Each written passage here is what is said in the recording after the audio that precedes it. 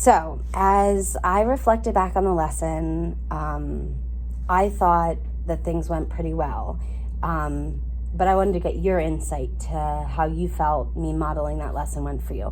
And we can talk about the first group, which actually read the book, and then we can talk about the ERI groups as well.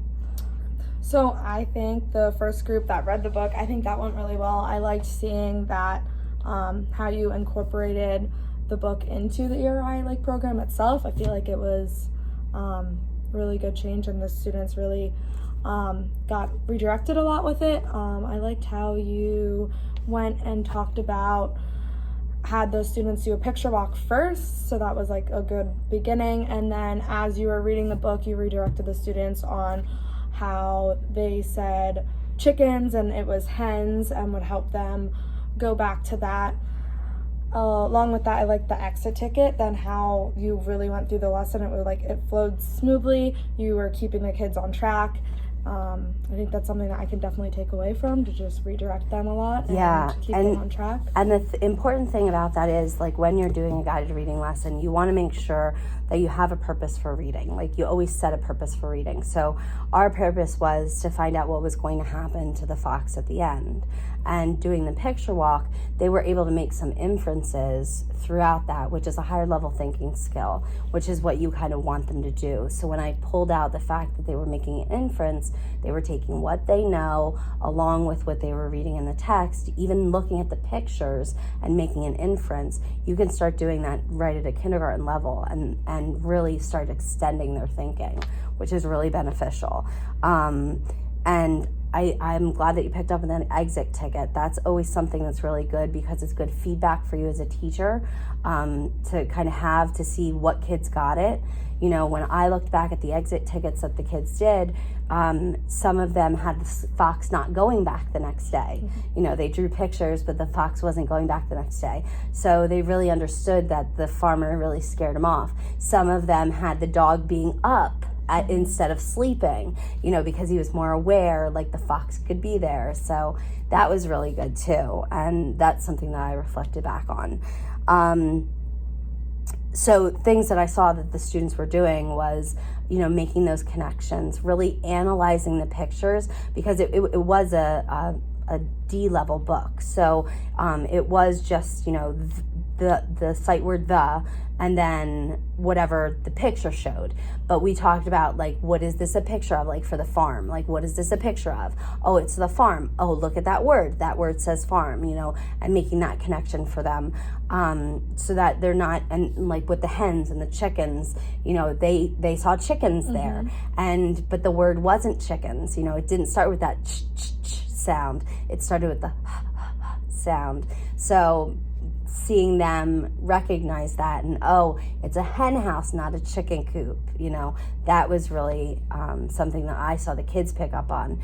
So it was like, it seemed like it was familiar to them, but also they may not have, you know, realized that things can be called different things, you know. So so what do you remember about my behavior during the lesson? I remember you always going back to some of my students who were having a hard time writing the letters on the lines.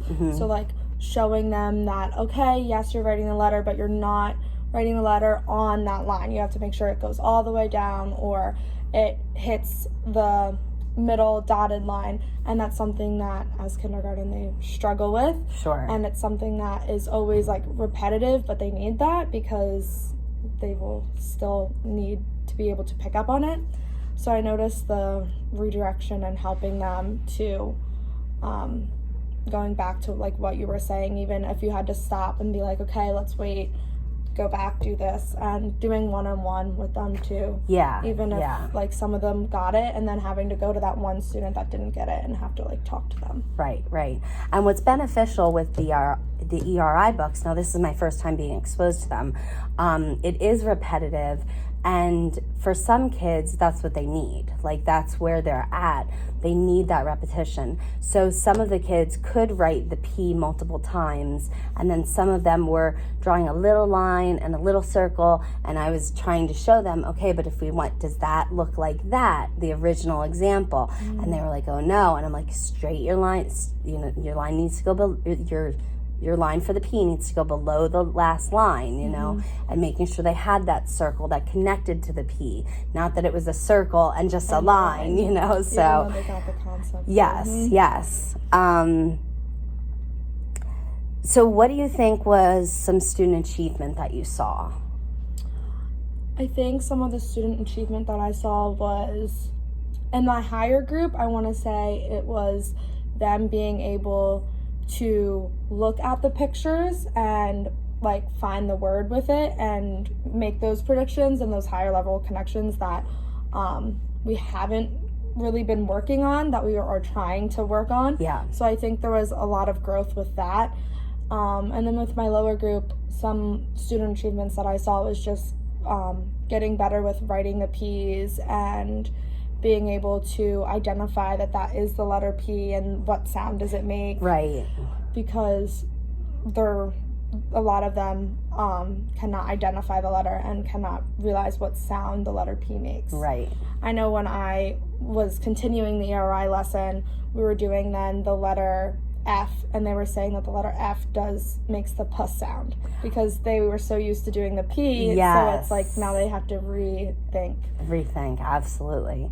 And I don't know if you picked up on this, but like when I would go to each individual kid and say, what's this letter, what's this letter, what's this sound, what's this sound, what's this sound, and yes, it could be that they were just memorizing what the person before them said, but they were hearing it out of their own mouth every time. So that also makes a connection for them, so that when they see that card or they see that letter come up, then they're going to know, okay, that's the P sound, because they had that one-on-one individualized instruction as well. So it was small group, but it was also individualized as well, which I think the program kind of lends itself to that. Were there any like big ideas or insights that you discovered throughout the lessons? You can pick one or two or whatever things that you could take away from this. I think that one of the, insights that I discovered would be that it is so repetitive, and that even though there are multiple lessons, a lot of the lessons have the same content in it. And a big takeaway is just like changing it up with like the way that like you do it. Right. Being able to, like you said, like go to each individual one and ask them, or change up the way that you're asking them so that it's not just memorization of what the person in front of them said. Right. Yes. I think that's the biggest takeaway that I would have to that I'm going to start doing with them, is start changing up with how I'm saying it, or changing up so that they're not just stuck in that routine of memorization. Sure, right, absolutely.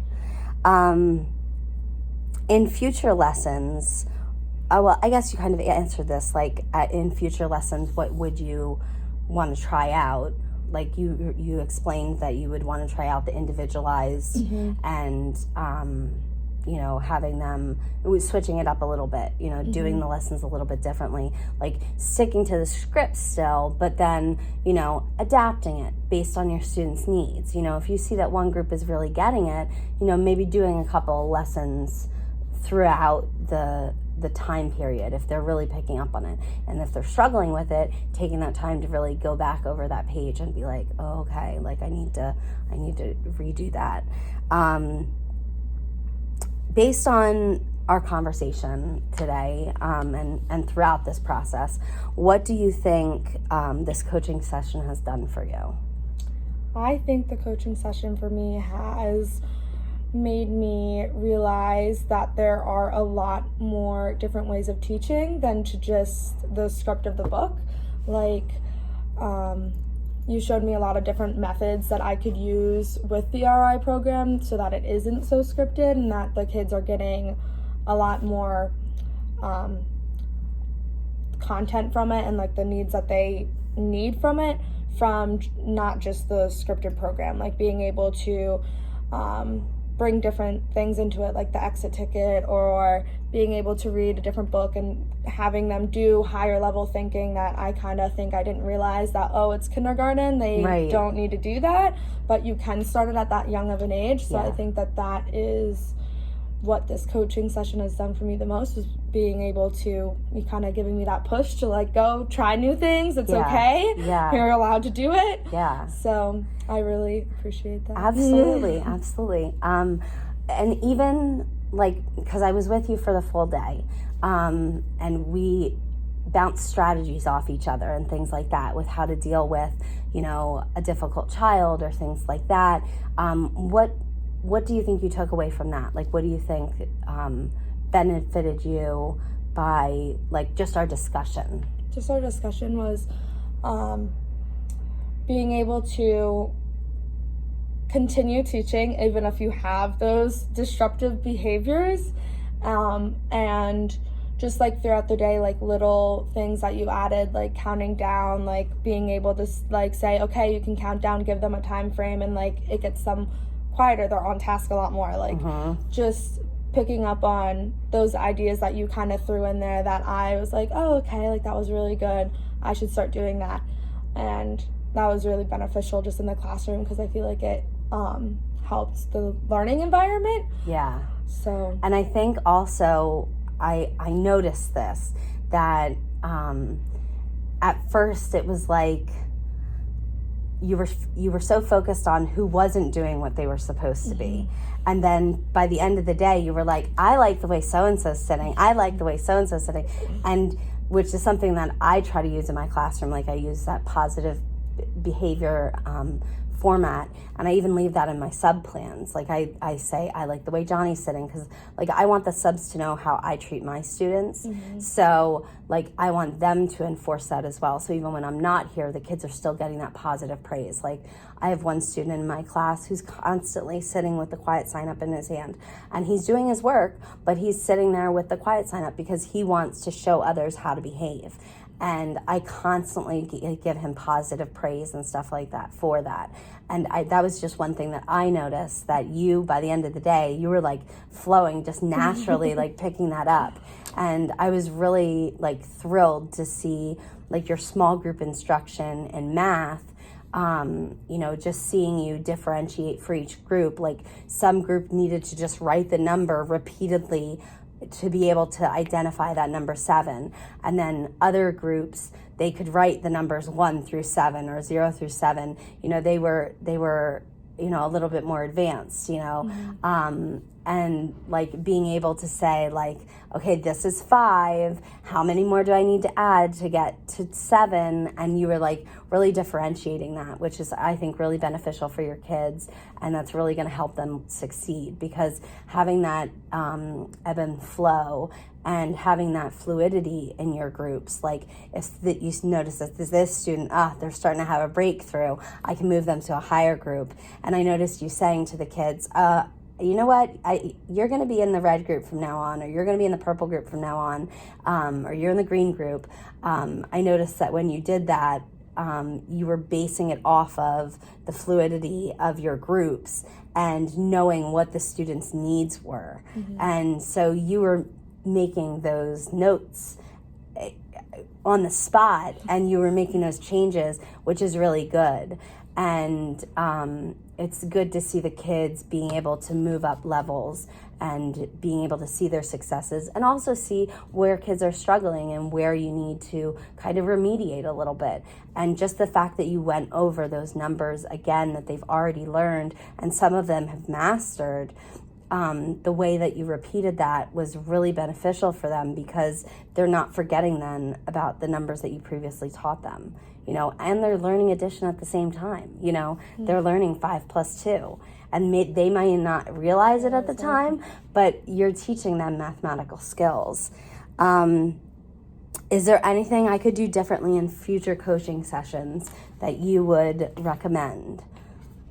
I don't think so. I think your support has been incredible. You have always been supporting me in anything I've done. You've been giving me a lot of resources that I can use in the classroom, and then not only using the resources like in the classroom, then being able to show me you using it in the classroom was really helpful because I loved seeing like how you used it and the way that the kids responded to you even.